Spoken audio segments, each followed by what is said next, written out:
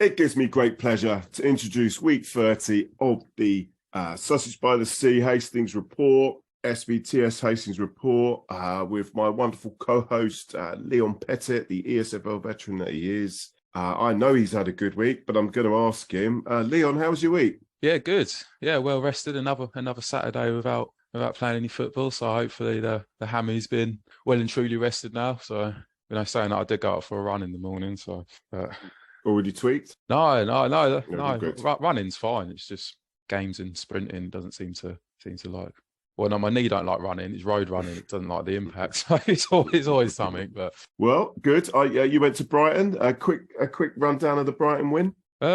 Yeah, just this difference in standard showed really. I thought Grimsby might have given it a bit more, but just really couldn't really. But I mean, fair play to the away fans. They made some good noise, and obviously they're there for a good day out, and a good day out they had regardless of the results. So it was nice to have a chat with a couple of them outside the ground as well on the way out. Just wished each other best of luck, and why can't everyone be like that basically? Yeah.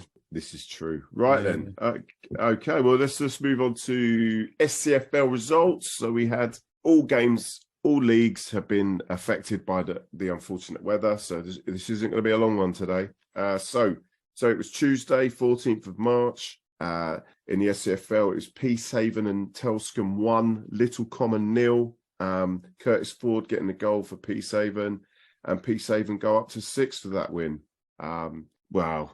We said they might struggle, didn't we, Leon? Yeah. I think if you'd left it at well, that might have summed it up really. Just yeah. Well, we'll leave it at that then. Yeah, exactly. And then on Wednesday, that's 15th, in the Sussex RUR Charity Cup, Bexhill 0, Midhurst and Eastbourne 1. By all accounts, what Bexhill described as an ugly game was decided by a second-half penalty from Midhurst. Yeah, so unfortunately, it's their goal isn't up on the FA website, but that's a real shame from Bexhill. I don't know what else to add to that, Leon. Do you got anything to add to it? No, just a bit of a shock result, really, and by all accounts, it weren't the best of games from them. Yeah, I mean, the chance to get in a cup final would have been nice for Bexhill, so no doubt they'd be disappointed at missing out on that opportunity, but yeah, it just weren't meant to be. Yep. Okay, so then fixtures. This Saturday, it's Broadbridge Heath versus Bexhill, and this is going to be a very tough away day for Bexhill against top of the league Broadbridge. You'd think this is going to be a toughie, wouldn't you, Leon? Yeah, no, well, it'll be a tough one for both teams, really. I mean, both of them up there in the form table, so but to go away to the team who are top and probably full of confidence, from a Bexhill point of view, it's definitely going to be, I imagine, a very tough afternoon for them. But they've shown they're obviously capable. They've got some good results. They've got some very good players in that side. So hopefully they can cause an upset and keep it interesting up there at the top of the table. Yeah. And then on Saturday as well, Little Common have got that Midhurst and Eastbourne. You'd hope having home advantage maybe should be enough for Little Common. Am I being too hopeful here? No, I'd favour Little Common. Obviously their form this side of Christmas has been pretty impressive. They've pretty much cemented that mid-table spot really, so there's no real pressure or anything. So yeah, just go out there and enjoy it. But yeah, no, they're definitely capable of getting the win there. Favour them. Okay, so then we move on to the MSFL. There was only one fixture, and that was quite a shock result I felt. Westfield 3, Ringmer 3, George Landace, Baxter Orchard, and an own goal for Westfield. Currently, FA website does the Ringmer goals aren't up, so I can't give you those. But I mean, it's a great result for Ringmer, really. Westfield easily turned them over at their place back in December, but not to be this week. Leon, a surprise one, wasn't it? Yeah. I'll leave the review to Jack, who's obviously due on in a bit. And it just so happens, Leon's beat me to it. Here's Jack to talk about it. It just so happens we've got Jack Stapley here, the Westfield chairman. First of all, to talk about the Westfield versus Ringmer game, but there's going to be we're going to talk about a whole lot more as well. Firstly, big hello to Jack. Hi guys, hope you're all well. Good. Yeah, Leon's hydrating. Yeah. So Jack, obviously myself and Leon have always spoke on the Westfield game, a game I thought you would be winning quite comfortably, and you did I'm sure you beat them. I think you beat them 3-4-0 at their place when you played them. 3-0. Yeah. So, chap, what happened? Two poor goals in the first half. Two really poor goals, actually. Very unlike us, to be honest. Pitch was in not fantastic condition, so trying to play out from the back, got caught with the first goal. Just overplaying, really. Second goal, we had two bites of the cherry to clear it, really. Once on the halfway line, the fullback. Ball got half cleared, shall we say. Ball came in the same area again. Centre half just completely missed it. It's just one of those things, really. Probably should have gone, in hindsight, or look back and thinks he would have probably gone with his right foot if it happened again. Went with his left foot, missed the ball. Players running on goal. Fantastic finish, to be fair. I take no credit away from the finish. It was a great finish outside of the boot. Unfortunately, the VO has stopped working at the moment, so I haven't got the goals. But yeah, it was a fantastic finish. And to be fair, the first one wasn't a bad finish either. And that was their only two shots. Jack, is that it stopped working, or you threw it somewhere when they went too low? No. I mean, it's on the other side of the pitch, but it just, I don't know. I can't get this a whole charge, which is annoying because it's an expensive bit of kit, and unfortunately, their customer service is not fantastic. So it's a bit of a nightmare, really. But yeah, I say we go 2-0. We're 2-0 down after 45 minutes. We score in added time. Probably our first bit of quality of the game, really. Ball comes in from the right hand side. I'm pretty sure it's George Landays who puts the ball in the box, and their centre half has slid in. I think Warren Peffig would have probably tapped it in anyway, but their centre half slid in, scored an own goal. So we're on a bit of a high going in at half time. I'm pretty sure that there was some choice words said at half time. It's just been very unlike us, to be honest. We're unbeaten in the league since the 10th of October. Away to Hollington was the last time we were beaten in the league. 13 or 14 games. Obviously, we've only lost 3 times all season. Twice to Hollington, once to Linfield. In the cup game at Jarvis Brook. But yeah, it was just frustrating, really. It wasn't ourselves, but still had plenty of opportunities. Ben Radley hit the bar. Probably had 3 or 4 chances from corners, and they have literally scored with their 2 only chances, their 2 only shots of the game. Second half, it came out like a house on fire. George Landay scored in the 46th minute. Keeper, their young keeper, who I must say is fantastic, by the way. Really, really good keeper. He's got a bright future. And he was getting plenty of stick from the guys. It was a big crowd. There must have been 150, 170 people, I'd say, Saturday. A lot of Hastings contingent there. So, a few of the guys from behind the goal that were giving him a little bit of stick, which is always good for a young lad to learn that. Is good, but he miskicked it straight to George. George just doesn't miss at the moment. 28 goals. I was going to say, how many's he got? Bloody hell, 28 goals. 28 goals. I think we got 5 games left, 6 games if we get to the cup final. He'd be looking at 40 goals. If he carries on the way he has done in the past couple of months. And that would be a real it's no mean feat to score that amount of goals, no matter what level you play. We scored again. Baxter Orchard, the bench, scored from a Ryan Moyer free kick, edge of the box volley, really tidy finish. Again, should have wrapped it up probably after that. Had a couple of good opportunities. Keeper made a good save. They weren't really threatening at all. They're not a bad side. They're very workmanlike, very young, very fit. And they just kept going, and they got their just reward in the last minute. Last kick of the game. We've cleared it in midfield. We've probably gone deeper than we probably should have. Balls whipped in from the right hand side. Their players got the first touch. Our right back's gone to clear it. It's hit the goalkeeper, and it's fell right to the centre forward, 6 yards out. It's one of those things, frustrating, but it's not a loss from 2-0 down.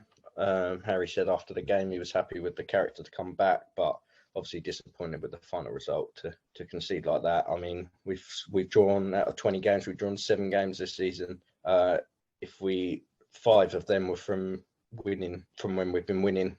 If we'd have held on to them 5 games, we'd be top of the league. I know Hollington would have a lot of games in hand on us, but we'd have points on the board. I'm not saying that look, they're going to win the league by 20 points. I'm not saying that they're not going to, but we'd at least be putting pressure on infield and Balcombe to try and chase us. So that's the most frustrating thing for I'd imagine for the management side and for me as chairman this year is the goals that we've conceded late on. Rotherfield twice. We were 4-0 up against Rotherfield. We drew 5-5. 2 goals in the last minute. Rotherfield away, we drew 1-1. Side that we should be beating, to be honest. Cookfield away, another one, drew 3-3 with them. And obviously Saturday is a real gut buster, to be honest. It's really frustrating, but it's football, and it's football at step 7 level. We're not Premier League players. We do switch off. That's the reason we play at this level. So it's it's all a learning curve again this year. We're not going to be in a position to be promoted this season, unfortunately. We just haven't got the points per game to match Copthorne and Jarvis Brook from the other side. So it is frustrating, but it gives us a year to build the new ground. I mean, the fencing's going to be, obviously I know we're going to talk about that, but the fencing's going to be in very soon. The stand is being ordered as we speak. And then it will just leave us the floodlights to be sorted with hopefully the Football Foundation grant once we get the lease. So we'll be well on our way by the end of the summer to being back in senior football next year. And I know that there's talk of quite a big opening game with Hastings coming over, or potentially some others. But yeah, it'd be really nice to get over there. I mean, it's been 21 years, so it's been a long time that it's been talked about. So it'll be nice to finally see some football there. Yeah, well, you kind of you've nicked a few of the questions I was going to ask you. I was going to ask you about, it's fine. It's just obviously about your season. You've done that. You've now touched on the ground. It would be nice. Yeah, maybe this is the way to do it. You know, you're waiting until you've got that new ground to get a promotion. So maybe it has to happen organically a little bit. Maybe this year would have been too forced, to be honest. Too rushed probably is the word to use. Just it's a long process to get everything in place and get your clubhouse sorted, get this sorted, get that sorted. And it's happening organically. I think now this year gives us, like I say, till the 31st of December to get the everything in for promotion, and then gives you to the 31st of March to get the ground grading done, which I don't think will be a problem, to be honest. Like I say, it's really nice facility over there. Be 2-sided to start with, 3-sided probably by the end of the next season, and the bank side will be left. So it's going to be quite a quirky ground. It'll almost be a bit like the old St Leonard's ground, like Fort Fun that people used to call it, where you've got like split levels and things like that. So it'll be different to what most grounds are going to be like, but it's going to be really nice. And like I say, I'm really looking forward to it. Yeah. How does it work then, Jack? You've got the first of all, you're getting a lease. How long will that lease be for? So the lease will be 25 years to start with. Obviously, we're pushing for a 99-year lease, but which can secure you a lot more funding. But the parish council don't want to commit to that, which is fair enough. So 25 years is the minimum lease you can get to get like a 70% grant. So we're going to do that. Obviously, we will be renting it off of the parish council, but it will be for us to maintain and to everything inside the boundary for us to put in new stands, floodlights, all that sort of thing. So we start off with a 100-seater stand, which is the minimum that you require. And then we'll look to obviously upgrade that as we go. Yeah, and like I say, we just want to, once we climb into senior football, I think we'll see a sharp rise quite quickly. First couple of seasons, everyone wants to come play at a new ground, etc., things like that. Obviously, Steve's effect on it as well is massive. The social media following has trebled this season. I think we've gone from like 1,000 to I don't even know what we're at, like 9,000 now. We're getting requests from here, there, and from America and things to send shirts to and everything. It's just kind of a bit mental, really. Don't get me wrong, it's calmed down a little bit now, but yeah, in the summer again, I'd imagine it will go. Oh yeah, it'll pick up. We've got a few things up our sleeves with some different players and things like that. Not like Forest players and things to do some bits to help us grow again. So yeah, it's really good. And Steve's the backbone behind it all. Really, he's got that knowledge and things. So and the contacts, and that's the biggest thing in football is the contacts. Yeah. What actually? No. What? Liam, do you want to say anything, mate? Because I'm just blabbering on here. Yeah, sorry. That's all right. No, it's interesting to say you want to. So it was all happening organically because I know you've played at that high level before, and through not your fault at all. Obviously, you've had to drop down a level. So I can imagine there's that sort of not ambition, but you want to get back to that level you was at as soon as possible. Because I know you guys should have been promoted, shouldn't you, if it weren't for downgraded into County One, and here you are having to play intermediate. I joined, which would have been 2009. I think we finished third in what would have been then County One. So we could have been promoted to County Prem had it not been for the ground. So yeah, it was. And then obviously 5 years later, I think it is, we've been demoted to what it is glorified park level football now. They've taken it even out of the step level now. They're calling it a feeder league. So it's it was a bit of a culture shock to start with. Being in the Sussex County Division 2, the facilities are 10 times better what they are in the Mid Sussex League. I'd say the football's better in the Mid Sussex League. The standard definitely, but the facilities wise, the County League or the Southern Combination is way above what the Mid Sussex League is. That's interesting, because I always thought the sort of general feeling out there was that the Southern Combination was the better standard, just because where it was county football, and obviously Mid Sussex made that step up.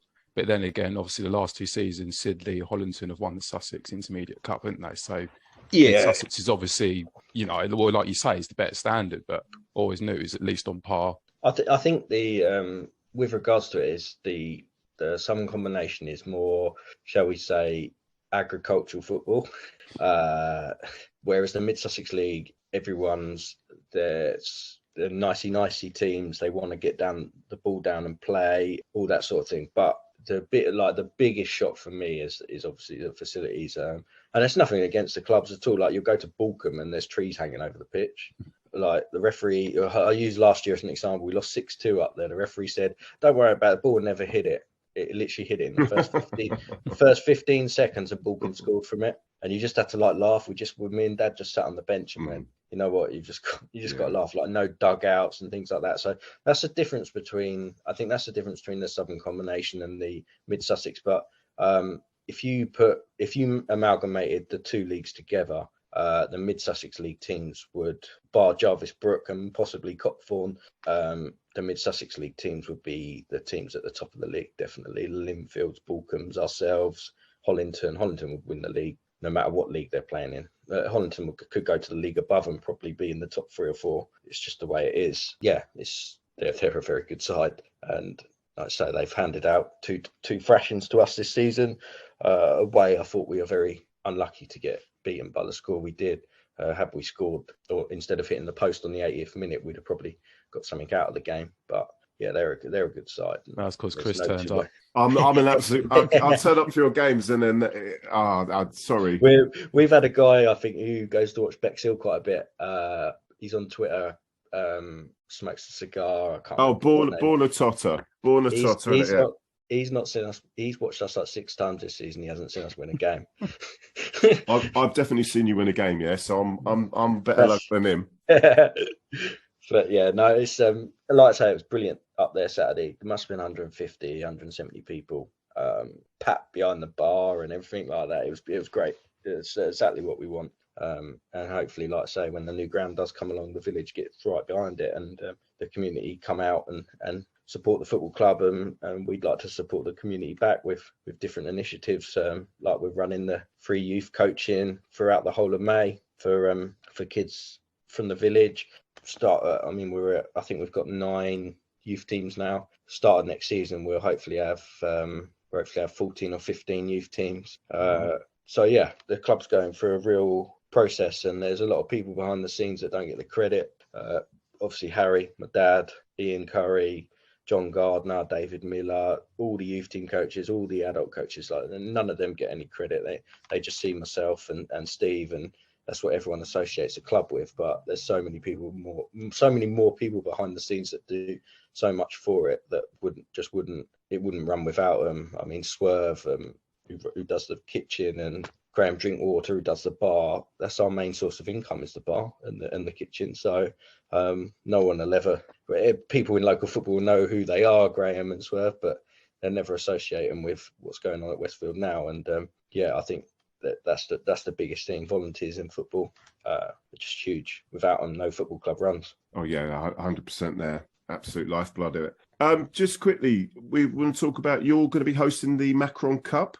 Yep. this year's Macron Cup, I believe, because I've already spoke about. No, I haven't already. I'm going to already speak about it later. But it's Rye Town Bexhill, isn't it? Rye Town Bexhill. Yeah, Bexhill Town versus Bexhill Town, Rye Town.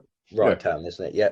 Yeah, so you're going to be hosting them, so April 29th. Looking forward to doing this? Yeah, definitely. We done it a few years ago when the pilot field was having some renovations. So yeah, really looking forward to it. It's always a good day. It's always nice to get to a cup final. Like I say, Rye and Bexhill Town, I think, are the top two sides in the Prem, I believe. I've seen Bexhill Town play once this year against our reserves. I haven't seen Rye. I've seen Rye in pre-season when they played our first team, but two very good sides by all accounts. So yeah, hopefully it's really well supported. I know that MACRON are looking to put on some different things on the day as well, whether that be for the kids or for the adults. I know the bar will be stocked and the kitchen will be running. So yeah, it'll be a good day. Like I say, it's always nice for teams to get to a cup final, and it's been a really welcome addition, I think, to the East. I don't know whether you've played in it, Leon, this year, but I think at one point we had our thirds versus our fourths, which was quite interesting. And yeah, it's really good. I like that. Really like that concept of it, like kind of an FA Cup style thing. It'd be nice to broaden it out as well. I think we could have. I'm not sure whether it's allowed or not, but like if our first team can enter, or Hollington or Settlescombe, etc., things like that, and you can get some real cup shocks in there. I think there has been some in there already. I'm pretty sure. Well, I know our reserves got knocked out by Division 2 or Division 3 team. I think that's who got a few good results, didn't they? Yeah, who got a couple of good results as well. But Sandhurst, I think they got to the semi-final, didn't they? They Div 2 or Div 1? Div 1. Yeah, Div 1. Yeah. I mean, they knocked our reserves out quite comfortably. I think it's 5-1. So yeah, it's a really good cup. I like the idea of it, and obviously the chance to win a kit and trophy at the end of it. Mm-hmm. Well, talking about your reserves, Jack, how do you, in terms of your obviously the seconds, your thirds, of course, how do you see the season's gone for them? When they actually play some games, I'll be able to tell you. I mean, they've only played 7 games, so I think they can go. I think if they win their games in hand, they can go second. I played for the reserves myself last week against Hawkhurst. Yeah, it was an interesting game, shall we say. Hawkhurst like a tackle. Well, yeah, you like that as well, Jack. I've seen you play, mate. Because I'm so slow now, mate. But yes, they're doing well because they have had such an unsettled side at the start of the season.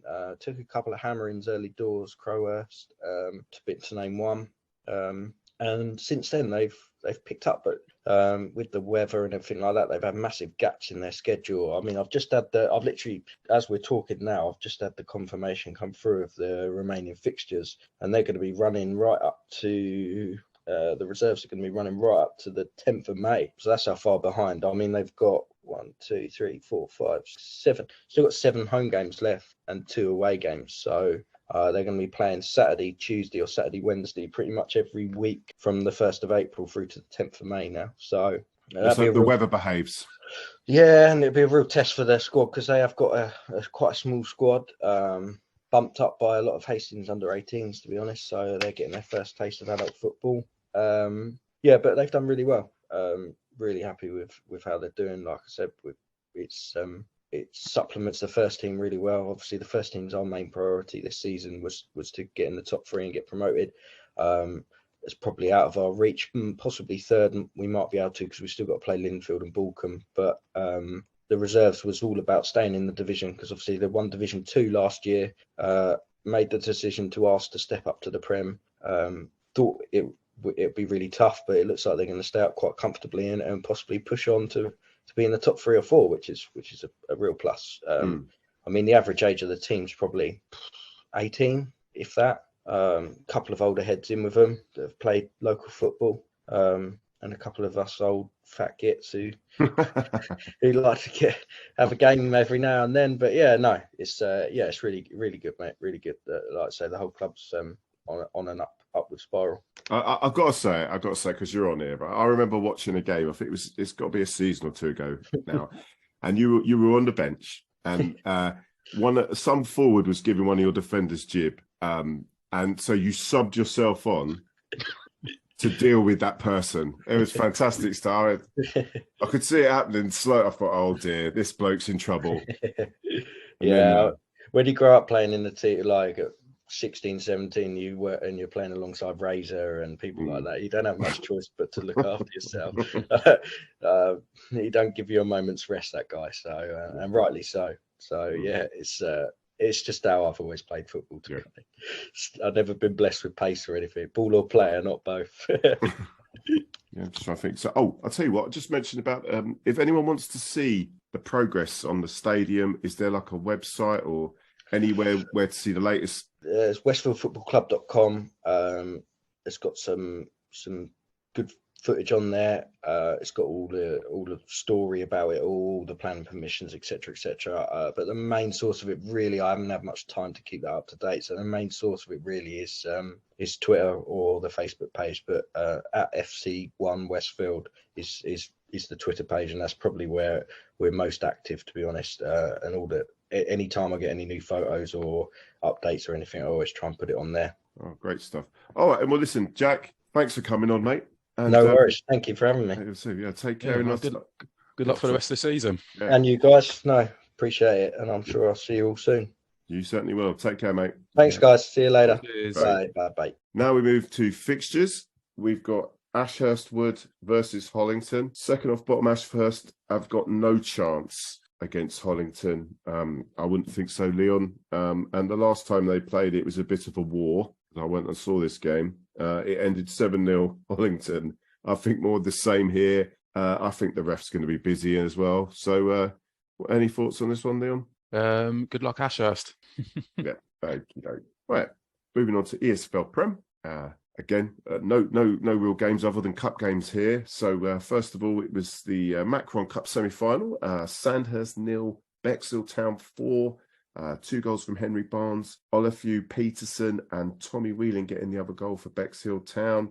Home advantage wasn't enough for First Division Sandhurst. Bexhill top of the Prem and through to the Macron Cup final. Well done them. Then we move on to the other semi-final, which was Rye Town 7, Who 0, Sammy Fawkes with 2, Sam Hesmer with 2, Jordan Osborne, Charlie Stevens and Sam Cooper with the goals. The Prem side Rye were too much for Second Division Who.